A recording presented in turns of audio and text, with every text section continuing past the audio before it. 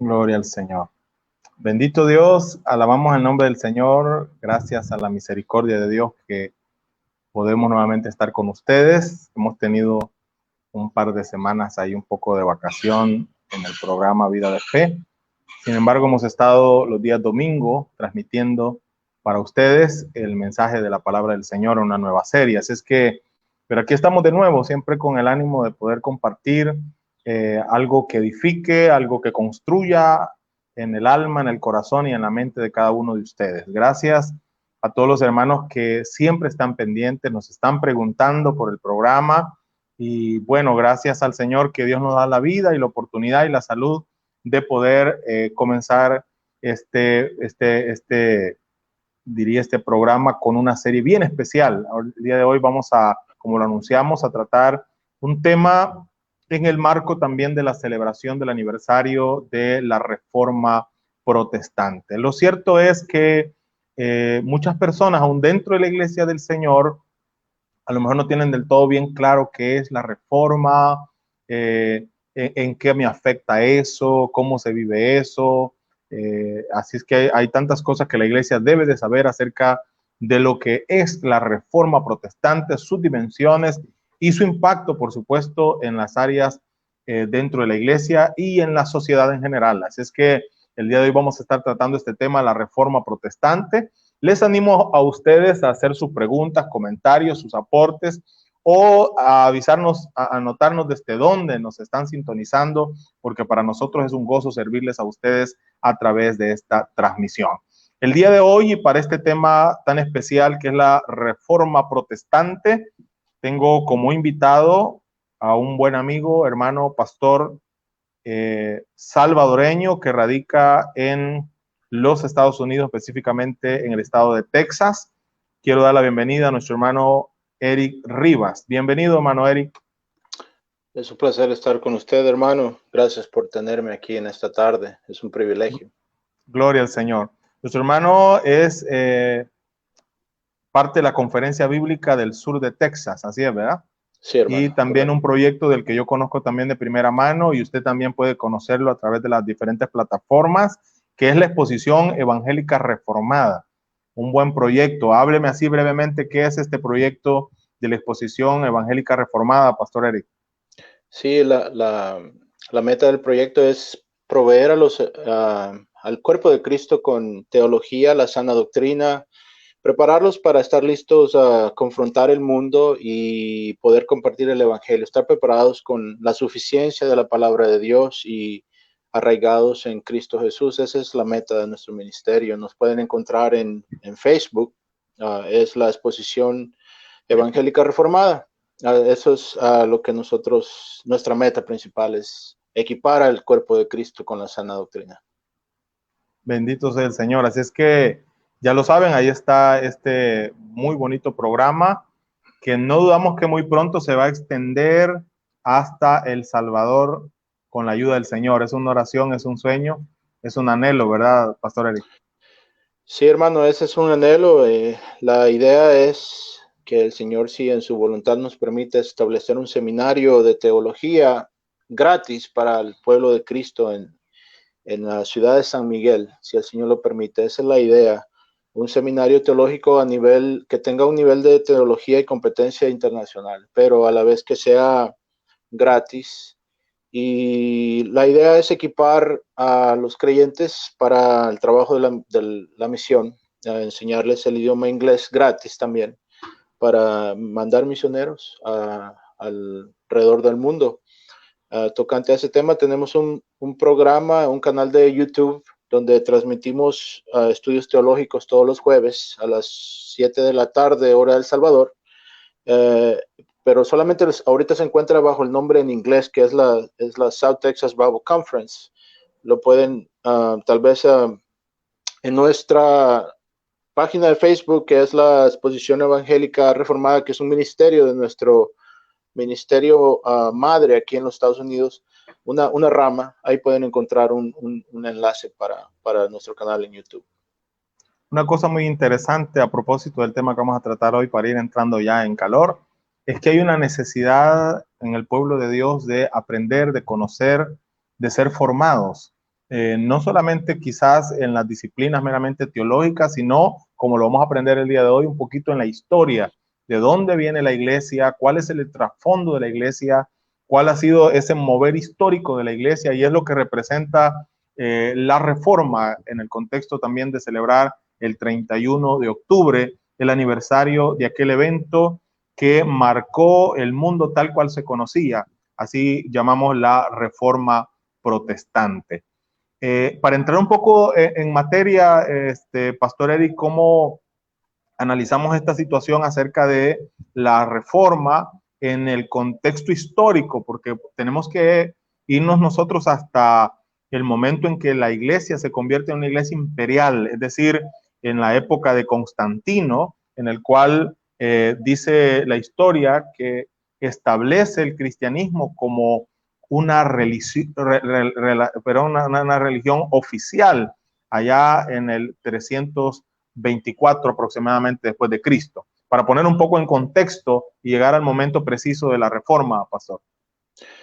Sí, bueno, yo creo que algo que nos ayudaría a entender el vínculo que tenemos con la reforma, el vínculo es el siguiente, el vínculo es que como resultado directo de la reforma tenemos el acceso a la Biblia en nuestra propia lengua. Ese es uno de los resultados directos de la reforma, y como protestantes, como evangélicos, creyentes en el Señor Jesucristo, esa es nuestra herencia, ese es nuestro vínculo a la reforma. Es por eso que estamos hablando de eso, porque de ahí, de la reforma, parte el acceso a la Biblia. Antes no se tenía el acceso a la Biblia, era la Biblia restringida solamente para el clérigo y estaba guardada en el idioma latín que solamente los académicos podían hablar y leer. Entonces, este es nuestro vínculo a la reforma. Ahora, hablando acerca de eso, vemos que en el 312 se da un evento muy importante, en el 312, donde Constantino, el Imperio Romano se divide en dos partes. Constantino a este punto no es cristiano, pero él dice que recibe una visión, y en esa visión recibe unas palabras en el latín que dice en ho signo vence, que quiere decir en este signo vence. Y nos cuenta la tradición que él vence al otro emperador, porque el imperio se había dividido entre el este y el oeste, y el otro emperador era Maxentius, y él vence a Maxentius y se convierte en el emperador único del Imperio Romano. Y esto crea lo que se conoce como la fusión entre la iglesia. Esto da la pauta para la fusión entre la iglesia y el Estado romano, porque la iglesia deja de ser ilegal. Constantino adopta la religión cristiana, y en el 324, como usted dijo, se finaliza el tomar a la religión cristiana como la iglesia, como la religión oficial del Imperio Romano, dando pauta a lo que se conoce como el sincretismo. El sincretismo da lugar a una unión entre el Estado y la iglesia, por decirlo así, y hay frutos negativos y positivos de esta unión. El sincretismo es la unión de diferentes corrientes de pensamiento teológicos o religiosos. Hasta este momento la iglesia había vivido al menos 3 siglos de dura persecución. 3 siglos de dura persecución. Los primeros 3 siglos de la iglesia son de dura persecución. Cuando se comienza el 4º siglo, se da ese cambio desde el 313, en el cual se da el edicto de Constantino, emperador de Roma, que puso fin a la persecución de la iglesia. Y fue hasta, como ya lo mencionaba usted, el 324, cuando Constantino fue entronizado en el imperio unificado, en el cual se reconoce la religión cristiana como la religión del imperio. Podríamos decir que hasta este momento la iglesia pensaría que ha tenido una gran bendición, porque ahora tiene la libertad y el reconocimiento del Estado, pero más bien se convierte también en una maldición, Pastor Eric. Es correcto, hay frutos positivos. Algunos de los frutos positivos es que la iglesia deja de ser ilegal. Otro fruto es el desarrollo de su cristología, porque anteriormente, como usted lo mencionó, la iglesia es perseguida, entonces la iglesia se concentra en sobrevivir más que todo, aunque ya existen movimientos y esto se conoce como la era patrística, los primeros siglos de la iglesia, donde en la providencia de Dios se empiezan a formar teologías y a consolidar y a refinar la teología de la iglesia, pero no es hasta después del 315, después del edicto de Milán, cuando la iglesia finalmente tiene tiempo de afinar la cristología, su teología de Cristo, y la iglesia se empieza a expandir. Esos son uno de los frutos positivos. Ahora, el fruto negativo es el que usted acaba de mencionar. El mayor fruto negativo es la asimilación del sistema romano en la estructura eclesiástica de la iglesia, lo cual eventualmente dio como resultado la oficina del Papa, ¿verdad? Este creo que es el fruto más negativo que se da acerca de, como resultado del edicto de Milán y el edicto que da la iglesia, como la religión del Estado. Creo que esto da lugar a la institucionalidad de la iglesia, que se convierte en algo negativo eventualmente. Esto se conoce en la historia como el principio de la era de la oscuridad de la iglesia. Es correcto, es correcto. Podemos decir, en primer momento se convierte la religión cristiana en la religión del imperio, pero después se convierte en una religión o una iglesia imperial. Es decir, hay una acción directa de autoridad del emperador al quehacer de la iglesia. ¿Cómo se relaciona? Es algo que ha causado tanto problema, no solo en aquel momento, sino a través de la historia, la relación entre el Estado y la iglesia. ¿Cómo se ve eso? Realmente es algo difícil porque hay cosas buenas de esto y hay cosas malas, obviamente, pero yo creo que es mayor la mala influencia que el Estado ejerce sobre la iglesia. Es más la influencia del Estado sobre la iglesia que la influencia de la iglesia sobre el Estado. Y una de las cosas periféricas que suceden a raíz de esto es que ahora, como el ser cristiano no es ilegal, cualquiera clama ser cristiano. Y como hay un cambio de la iglesia, de la paganidad hacia la cristiandad, muchos de los templos paganos que eran subsidiados por el gobierno pierden su subsidio y adoptan la cristiandad para no perder el subsidio, y esto causa la infiltración de costumbres paganas en la iglesia. Por ejemplo, ¿cómo se llama? La adoración de ídolos, por ejemplo, la adoptación de estatuas, imágenes y todo eso se da a causa de esta mezcla entre el gobierno y la iglesia. Una vez el Estado o el imperio tiene su influencia sobre la iglesia, comienzan a desarrollarse dogmas y comienzan a trastocarse doctrinas fundamentales dentro de la iglesia ahora imperial. Y ahí vemos cosas como el purgatorio o, como ya lo mencionaba usted, la adoración a imágenes, el culto a María, entre otras cosas que comienzan a representar claramente un distanciamiento de los valores bíblicos del cristianismo en los primeros años, pastor. Correctamente, sí. La influencia que el Estado ejerce sobre la iglesia causa lo que es el sincretismo, que es la mezcla de elementos paganos con la cristiandad, y da como resultado entonces muchas cosas que vemos y observamos hasta este día en la iglesia católica. Vale recalcar que hasta este tiempo la iglesia católica, tenemos que entender que el término católico quiere decir la iglesia universal, ¿verdad? La distinción que hacemos ahora en día entre la iglesia católica y la iglesia evangélica es la siguiente, que la iglesia católica romana es la que se ha ido y se ha apartado de la doctrina apostólica, y la iglesia católica evangélica es la iglesia universal, conformada por todos los miembros de la iglesia invisible, todos aquellos que son parte del cuerpo de Cristo, que son conocidos por Dios solamente. Es bien importante eso que usted acaba de señalar, porque de alguna manera en el ambiente cristiano el término católico se ha satanizado en el contexto de la relación con Roma. Sin embargo, el término católico no es una mala palabra, es un buen término que define la iglesia universal, la iglesia de Cristo, la verdadera iglesia.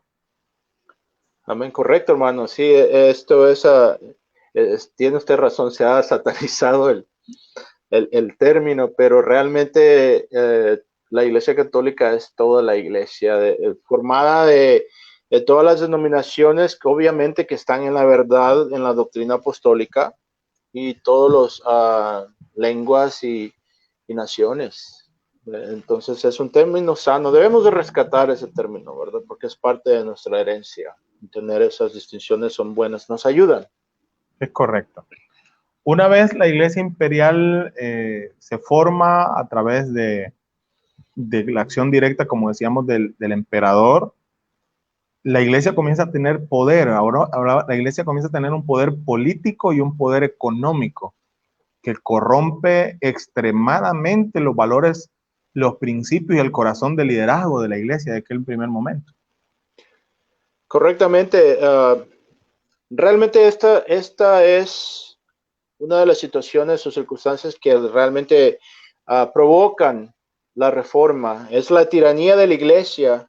Es decir, la iglesia romana católica se había distanciado de las doctrinas apostólicas y había usurpado el puesto de mediador entre Dios y los hombres, haciéndose así el mediador entre el hombre y Dios, reemplazando la doctrina apostólica de esta manera y poniéndose entre medio de la salvación, quitando la salvación por medio de la fe en Cristo solamente, poniendo en lugar de eso los sacramentos de la iglesia, de esa manera monopolizando la salvación y ejerciendo fuerza sobre las conciencias de los creyentes y aún del mundo secular, porque la iglesia, acorde a la tradición, el Papa tiene las llaves del reino de los cielos, acorde a una mala interpretación de Mateo 16. Correcto. Hay una cosa que a lo mejor es algo muy sensible, pero con mucho respeto y con mucho amor hay que decirlo. La verdad de las cosas es que la iglesia romana se ha distanciado absolutamente del evangelio de Jesucristo y comienza a vivir su propia religión con sus propias prácticas, la mayoría de ellas prácticas paganas, la mayoría de ellas en una negación absoluta acerca de la doctrina de Jesucristo. Si bien es cierto, la iglesia romana rescata algunas doctrinas como la Trinidad, la deidad de Jesucristo, sin embargo, niega otras doctrinas que son fundamentales, hermano Eric. Correcto. La iglesia romana se ha fundamentalmente separado del evangelio. De hecho, en el canon número 9 de la Contrarreforma, en el Edicto de Trent, ha hecho anatema el evangelio. Dice claramente que quien quiera que declare que la salvación es por medio de la fe solamente aparte de las obras es anátema, que quiere decir maldito. La iglesia, acorde al canon, a la ley canónica, la iglesia ha hecho anatema al evangelio, y esto es algo importante porque tenemos que entender que si alguien entiende, hay muchas personas, la gran mayoría no entiende lo que creen, no sabe lo que creen. Hay muchos que son católicos simplemente por tradición, pero no conocen sus tradiciones ni sus leyes canónicas. Pero aquellos que entienden, sí, realmente están afuera del evangelio. Sí, por eso decía que es algo muy, muy sensible, porque la verdad es que todos nosotros tenemos amigos, familiares que son católicos y nosotros les respetamos y les amamos mucho. Sin embargo, hay que decir ciertas verdades que pueden ser muy sensibles y muy dolorosas en relación a sus propias creencias y a su propia fe. El Evangelio de Jesucristo es una observación absoluta a los principios de la palabra de Dios. Parte de lo que rescatamos como diríamos, una herencia teológica de la Reforma es el valor de las Escrituras en relación a nuestra salvación y a nuestra regla de fe y de conducta. Eso es algo que tenemos perfectamente claro como iglesia. Para ir avanzando un poquito, pastor, porque el tema da para más, pero el tiempo es bien breve, quiero agradecer a los hermanos que están conectados. Permítame saludar al pastor Richard Recinos. Bendiciones. Dios me le bendiga, mi hermano. Gracias por estar apoyándonos y bendiciéndonos. También a nuestra hermana Adela Gómez, saludos a nuestra hermana, también a nuestra hermana Migdalia Sorto, bendiciones, hermanos pastores, dice nuestra hermana desde la ciudad Barrios. Bendiciones, muchas gracias por estar en sintonía de esta transmisión. Para ir avanzando un poquito, pastor, y irnos como al horizonte acerca del momento preciso, el clímax de la reforma, pero antes de eso tenemos que hablar que este momento del 31 de octubre de 1517 no es un evento aislado, sino que es el resultado de muchos cismas, de muchos movimientos que se habían dado desde tiempos muy tempranos, después de que se establece la religión o se establece la iglesia imperial, hermano. Sí, hermano, realmente hay muchas... los vientos de la reforma empiezan a soplar desde 1325, el nacimiento de Juan Wycliffe en Inglaterra. Juan Wycliffe fue uno de los pre-reformadores. Él es conocido como el lucero de la mañana protestante. Y Juan Wycliffe era un académico, era un profesor de teología de la ciudad de Oxford, en Inglaterra. Y Juan Wycliffe empezó a darse cuenta que las doctrinas de la iglesia se habían separado de la doctrina apostólica. Una de las doctrinas que él atacó fue la doctrina de la transustanciación, que es la doctrina de la misa, lo que se conoce como la Eucaristía, donde el Padre tiene el poder de conjurar el cuerpo y la sangre de Cristo en los elementos de la Eucaristía. Es decir, la iglesia católica romana enseña que cuando el Padre dice, te ofrecemos a ti el único Dios verdadero, el cuerpo y sangre, están volviendo a sacrificar a Cristo cada vez que se celebra la misa. Y este es el centro de la iglesia, de la doctrina católica romana. Y Juan Wycliffe atacó la transustanciación porque la transustanciación enseña que los elementos se convierten en el cuerpo literal y la sangre literal de Cristo, lo cual es herejía porque contradice el testimonio de las Escrituras. Entonces esto pone a Juan Wycliffe en controversia con la iglesia. Otra cosa que Juan Wycliffe hace es que él busca traducir la Biblia del lenguaje latín, cuál era el lenguaje de los romanos y se había convertido en el lenguaje de los académicos. Él quería traducirla al lenguaje de las personas comunes, es decir, al lenguaje coloquial. Y eso lo pone en controversia con la Iglesia Católica. Antes de Juan Wycliffe encontramos otros movimientos quizás un poco quizás no menos organizados, quizás no bien orientados, como por ejemplo los albigenses o los valdenses en 1170, si no me equivoco, después de Cristo, que también se oponían a la doctrina del purgatorio, a la adoración de las imágenes, a las ambiciones que habían nacido a partir del poderío que comienza a tener la iglesia imperial y la ambición que nace en el clero.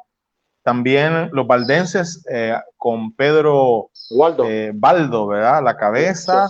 Dice la historia que amaba mucho la Biblia, predicaba, enseñaba y compartía la palabra del Señor y se oponía rotundamente a las costumbres y a la doctrina romana. Recordemos que en la doctrina romana la costumbre tiene el mismo nivel que la palabra de Dios, es decir, es una autoridad, la costumbre dentro de la iglesia católico romana.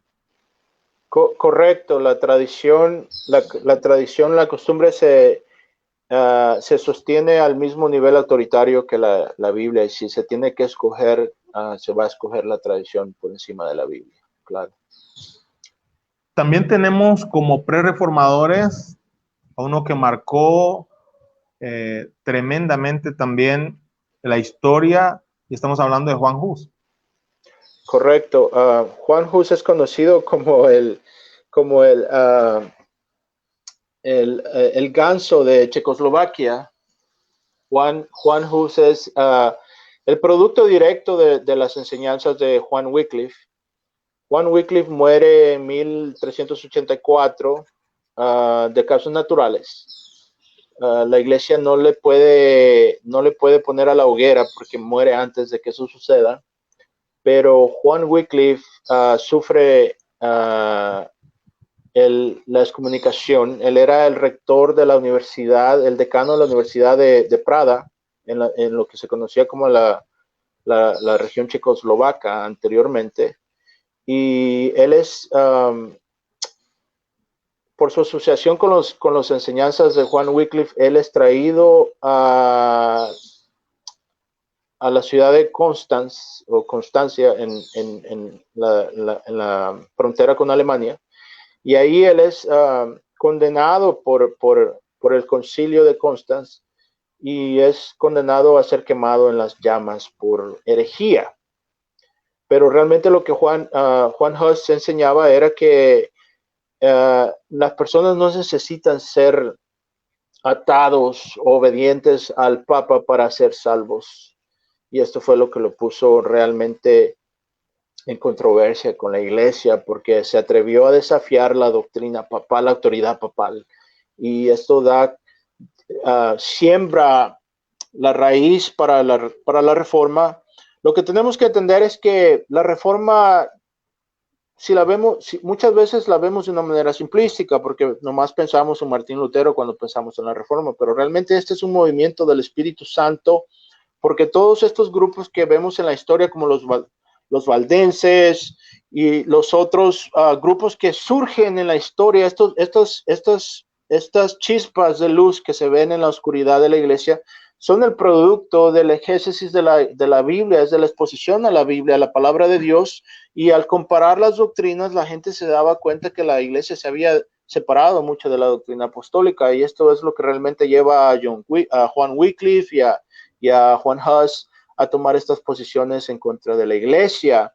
Pero hay algo muy interesante, hermano. Rápidamente me gustaría darle esta anécdota. Cuando Juan Hus está a punto de ser quemado en la hoguera, él dice estas palabras. Dice: puede que quemen este ganso, pero dentro de 100 años Dios les mandará un cisne que no podrán silenciar.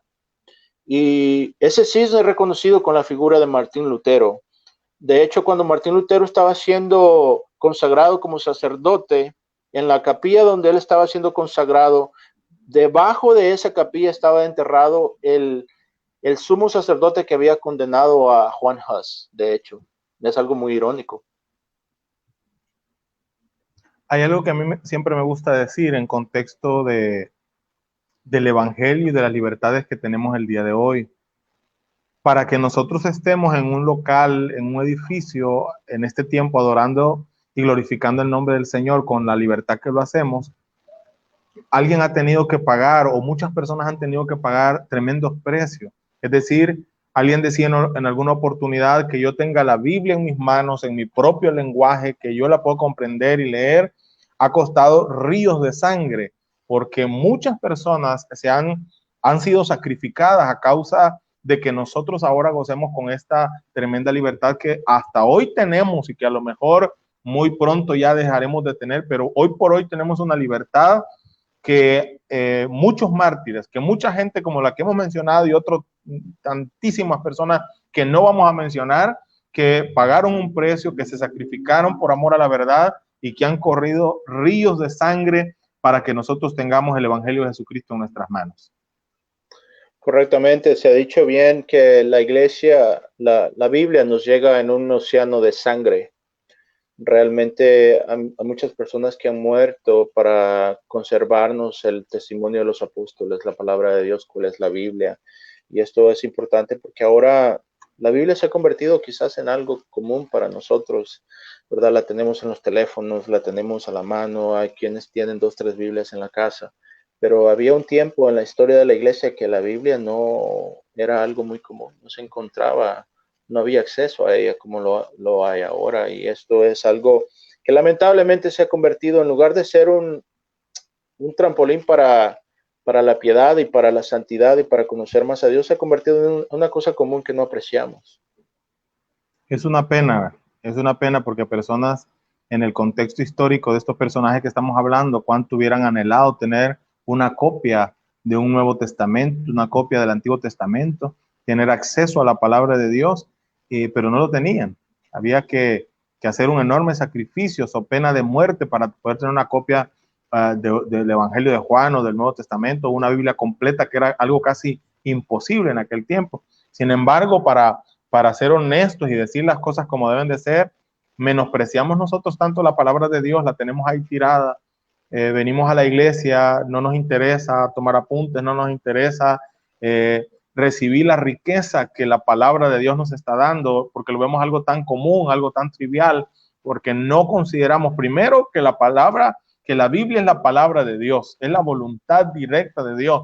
Y segundo, el enorme sacrificio, primero de Cristo en la cruz del Calvario, y luego de cuántas personas a través de la historia para que nosotros tengamos una copia de la Biblia en nuestro propio lenguaje.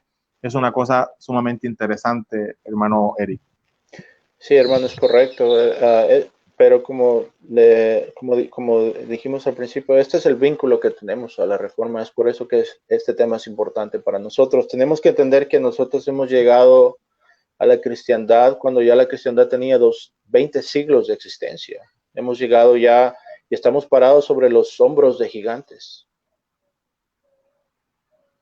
Quizás para ir avanzando, como lo decíamos cuando estamos tratando de planificar esta exposición, hay tanto que decir, quisiéramos avanzar, decir tantas cosas, porque hay algo que tenemos en común con el pastor Eric, es que este tema nos apasiona, ¿verdad? Cada vez que hemos expuesto, estudiado o leído un libro que hable de este tema, es algo que nos apasiona y nos alegra y nos bendice mucho también saber que la misericordia de Dios se ha extendido sobre nosotros y tenemos nosotros esta bendición a través de todas estas personas que se esforzaron tanto. Pero para ir poniendo en contexto, la iglesia imperial continúa ganando poder, continúa ganando poder económico, poder político.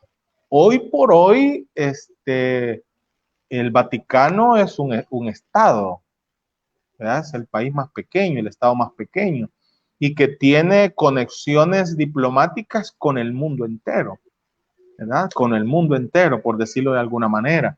Lo otro es que el poder económico del Vaticano no es algo que esté oculto, lo sabe todo el mundo, lo sabemos nosotros por este caso del director del banco, del presidente del Banco del Vaticano, que fue un boom el año pasado. Entonces, son cosas que son bien obvias, pero para ir poniendo en orden la situación, la iglesia imperial, la iglesia católica sigue creciendo en su poder político.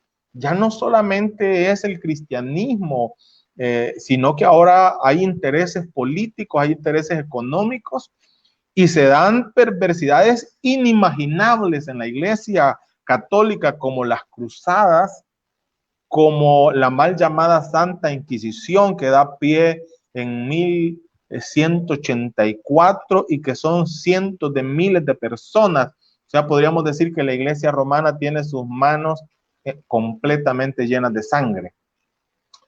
Sí, es correcto. Se convierte en una institución de política con una fachada de cristiandad realmente. La iglesia es el poder detrás del Estado. En este tiempo, al 1483, que es cuando Martín Lutero nace, en noviembre, el 10 de noviembre. A este punto en la historia, para darnos una ancla histórica, Colón parte hacia las Américas en 1492. Martín Lutero tenía 8 años más o menos cuando todas estas cosas están sucediendo, y la iglesia es el poder político detrás de todo. Ellos controlan el alma del gobierno secular, porque la iglesia siempre tiene el poder de excomunicarte.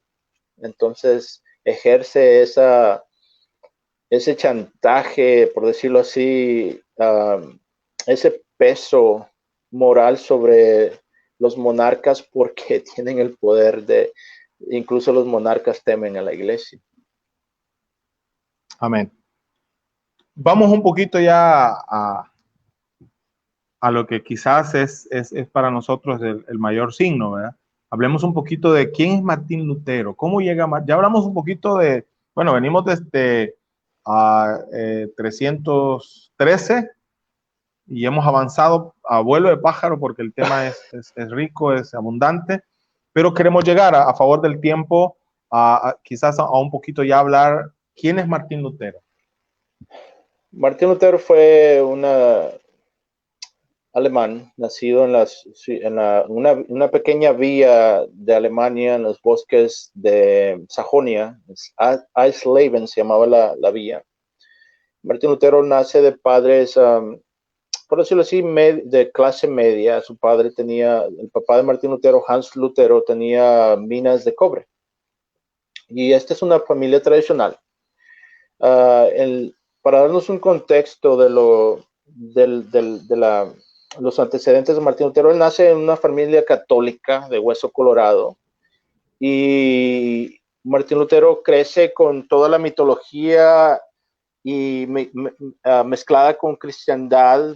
Para Martín Lutero los duendes existían, los troles existían, el infierno era real, Cristo era un juez implacable que no te podías aproximar a él. La figura más aproximable que existía en el sistema de la iglesia era la Virgen, porque ella era una mujer, era amable, era esa figura maternal. Entonces, la patrona de la casa de Martín Lutero era la patrona de los mineros, Santa Ana, quien era, acorde a la tradición, la mamá de la Virgen María.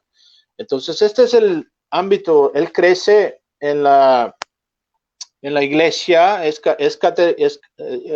recibe el catequismo de la iglesia, y desde muy temprano muestra prodigio. Va a la escuela donde se le enseña el lenguaje latín como segunda lengua. Crece con un rigor paternal muy fuerte, lo cual produce en él muchos psicólogos que han examinado su vida desde aplicando su profesión desde aquí, desde 500 años desde separación, han llegado a concluir que muchas de las cosas extrañas para nosotros en Martín Lutero se dan como resultado de su niñez y también de su relación con su papá, quien era muy estricto. Martín Lutero era un hombre que tenía una conciencia muy sensible, y para él la verdad el infierno era algo que lo aterrorizaba, el purgatorio era algo que lo aterrorizaba. La iglesia en ese tiempo atizaba los fuegos del purgatorio para empujar a las masas a los sacramentos de la iglesia y de esa manera mantener el control sobre la sociedad. Entonces, Martín Lutero, conforme lo estamos aprendiendo y lo conocemos, era católico, fue un Claro. monje, tuvo toda la preparación dentro de la Iglesia Católica, es decir, que estuvo en algún momento en la oscuridad, como lo decíamos, señalábamos en ese momento, ¿verdad? En la oscuridad y en la sujeción de la Iglesia romana, Pastor. Correcto. Martín Lutero es una persona muy interesante porque él tiene un sentido muy sensible de la espiritualidad y del más allá. Y en 1505 ocurre un hecho que cambió la historia del mundo, por decirlo así. El doctor R.C. Sproul dice que este fue el rayo que cambió la historia del mundo.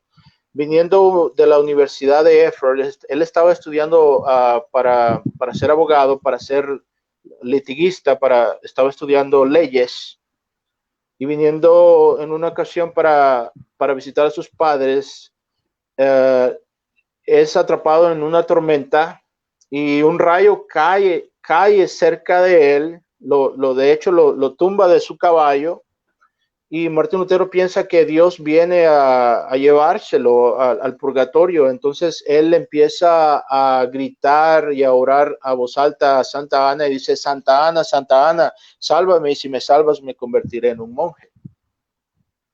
Entonces el doctor Guthrie del Seminario Reformado en California dice que Martín Lutero ahí hizo trampa porque él promete hacer lo que él ya quería hacer, que era irse al monasterio, porque el monasterio, acorde a la tradición católica y la enseñanza católica en este punto, la tradición era que si te convertías en un monje, si tomabas el hábito, era como recibir una segunda infusión de gracia, es decir, todos tus pecados se borraban, era borrón y cuenta nueva y podrías empezar de nuevo. Entonces esto es lo que lleva a Martín Lutero al monasterio. con esa formación en el monasterio, ¿cuáles serían entonces los detonantes en la vida de Martín Lutero? ¿Por qué ese cambio? Fíjese que hay algo bien interesante que lo voy a decir aquí, no sé si por primera vez. Yo fui católico toda mi vida y mi familia todavía sigue, la mayoría de ellos siendo católicos. Yo amo a mis amigos católicos, los respeto mucho y ellos lo saben. Y en ese contexto en el cual nosotros habíamos sido formados en el catolicismo, teniendo raíces muy, muy, muy fuertes, es cuando el Señor me llama en ese momento. Ahora, uno o las personas que nos escuchan, los que nos ven, son tentados a pensar, ¿cómo puede alguien cambiar de un día para otro? ¿Qué es lo que pasa en la vida de una persona que un día se dice católico y que está adorando los santos y está haciendo esto que hacen los católicos? ¿Cuándo cambia? ¿Qué pasa?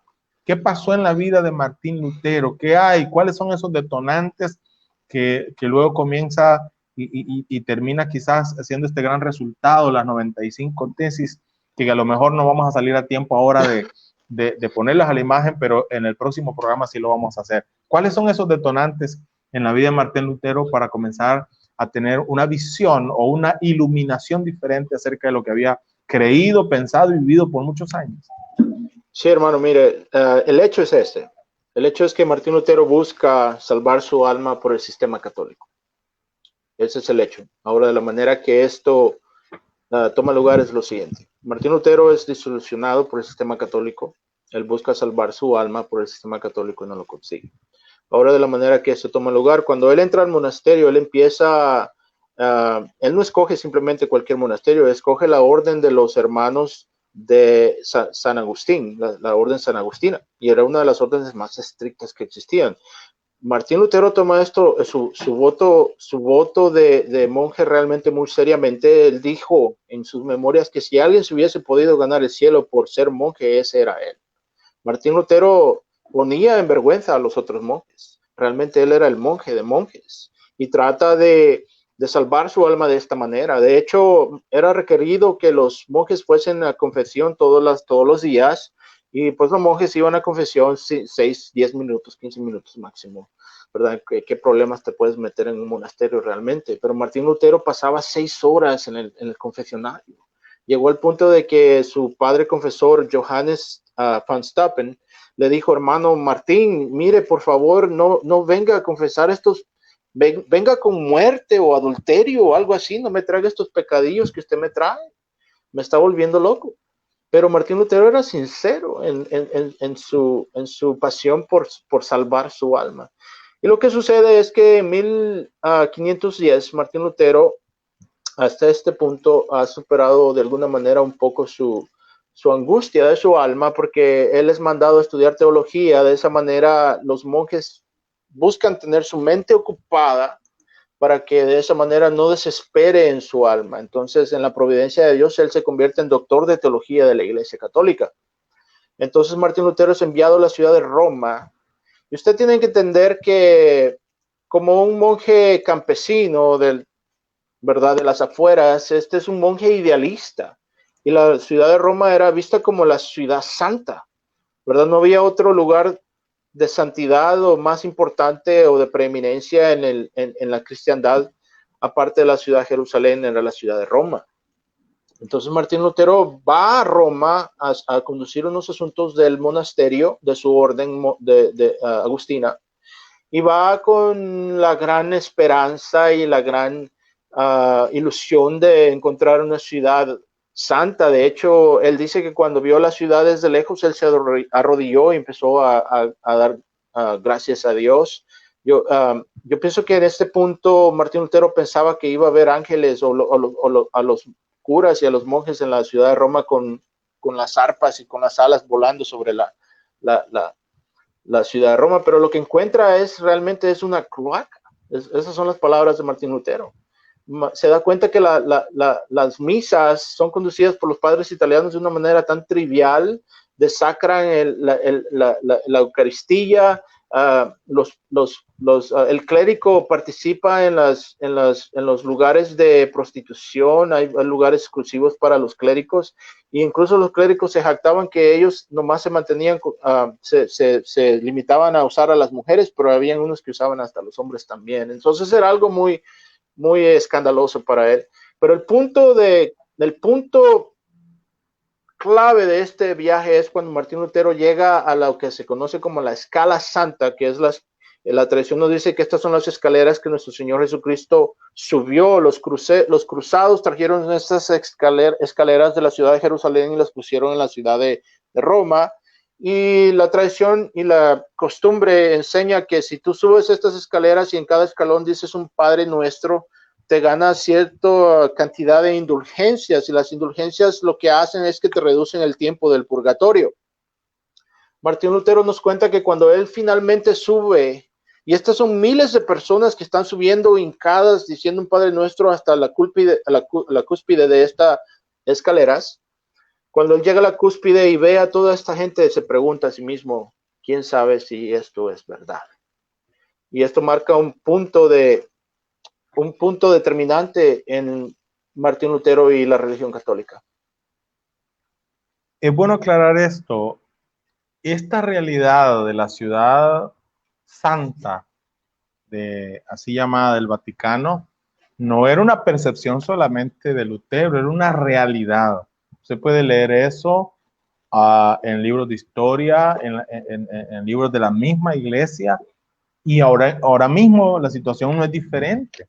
Ahora mismo la situación no es diferente. Tienen tremendo problema acerca del tema de la pedofilia y otras situaciones realmente aborrecibles, ¿verdad? Delante del Señor y delante de la palabra de Dios. Entonces no es una cosa, no es una percepción, alguien podría decir, no es una percepción de Martín Lutero, no era una realidad, pero aunado a lo que explicaba el pastor perfectamente bien, a la necesidad personal de un Dios salvador, la necesidad de que alguien le libre de la culpa del pecado. Yo creo que esos son detonantes tan interesantísimos en la vida de Martín Lutero, que da a pie a un análisis de la palabra, pero sobre todo a una iluminación del Espíritu Santo en la vida de Martín Lutero, con el resultado que vemos nosotros el 31 de octubre de 1517. Háblenos un poquito, porque el tiempo se fue volando, increíble, pero esto se fue rápido. Pero háblenos un poquito acerca de ese momento que nosotros estamos celebrando el 31 de octubre de este año, 503 años de la Reforma, 31 de octubre de 1517. Háblenos un momento acerca de eso y del contenido de esas tesis, así a lo rápido, porque esperamos para la próxima poder tenerlas en imagen para compartirlas con nuestros hermanos y amigos. Una de las tesis dice lo siguiente: si el Papa puede vaciar el purgatorio,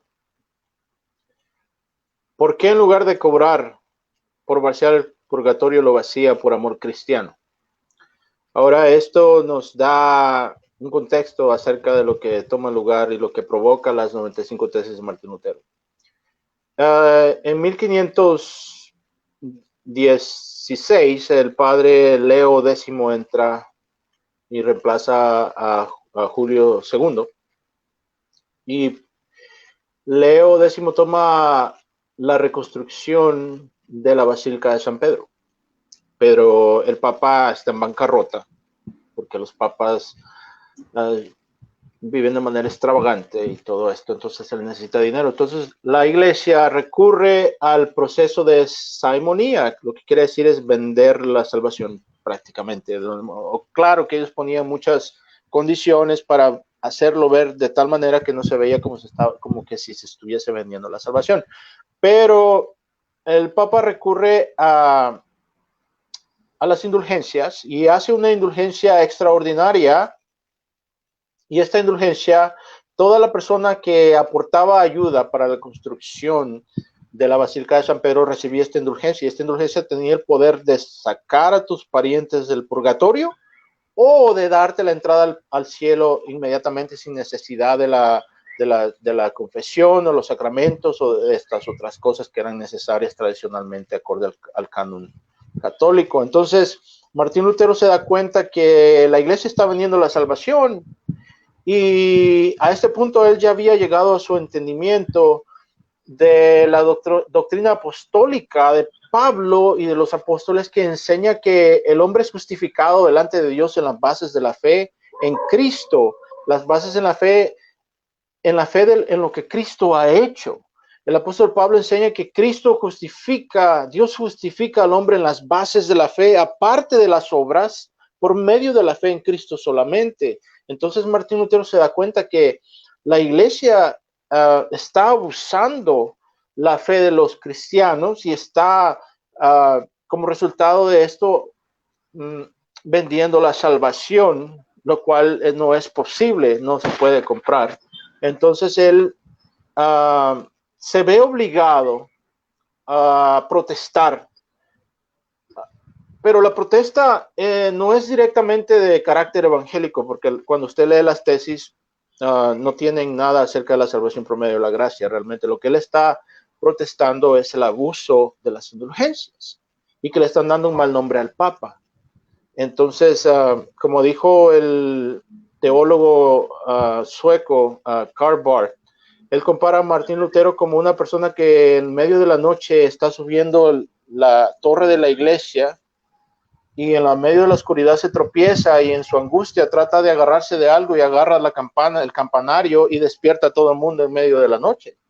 Entonces Martín Lutero se mete en una situación que él nunca imaginó que iba a suceder, y esta es la providencia de Dios. Realmente él es catapultado a un punto donde él es forzado a reconocer las doctrinas de la iglesia y a reconocer las doctrinas apostólicas, y es forzado a tomar una decisión.